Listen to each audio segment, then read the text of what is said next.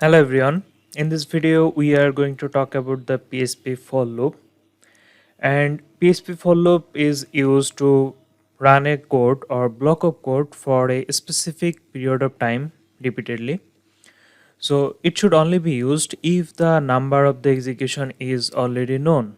Other than that, if we don't know how many times we are going to run this block of code, we should use the while loop. So let's see the basic syntax for a for loop. So we need to type for first, then we can pass three parameters. The first parameter is initialization. So this is the initial point of the for loop. Here we can initialize the loop counter value, and from here the block of code will start executing. Then the second one is the condition, and this blocks of code is going to run on this condition. So this loop is going to continuously execute until the condition is false. If the condition is true, then it is going to run the block of code, and if it false, then it is going to stop here. So this is going to be the stop of the loop. Other than that, it is going to continue. And the third here, actually it should be semicolon, not comma. So the third point here is increment or decrement.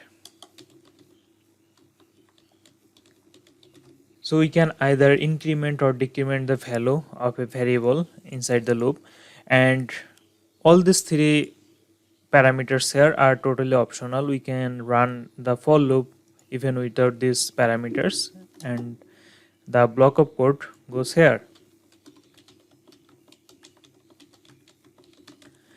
Okay, now let's create a for loop for example, and let's say I want to type on to 10 number by using an for loop.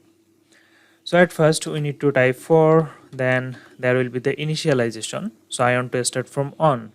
So let's create a variable named I and give this a value of on. This is the initialization point. Then I want to put a condition. So I want to type the number onto 10. That means if the number goes beyond 10 or it becomes larger than 10, it should be false, right? So let's use the I, and the condition will be like I less than equal to 10. That means if the value of I is less than 10, then this is going to return true and the loop is going to run.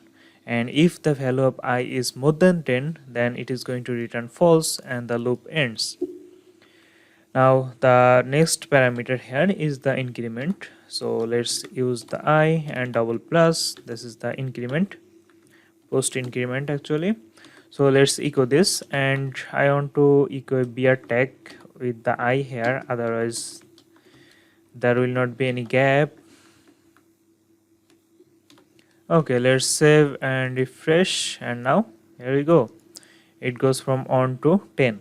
Okay, so as I said before, all these three parameters are kind of optional. This is not mandatory, but if you don't use it, it is going to run as infinite. And let's see.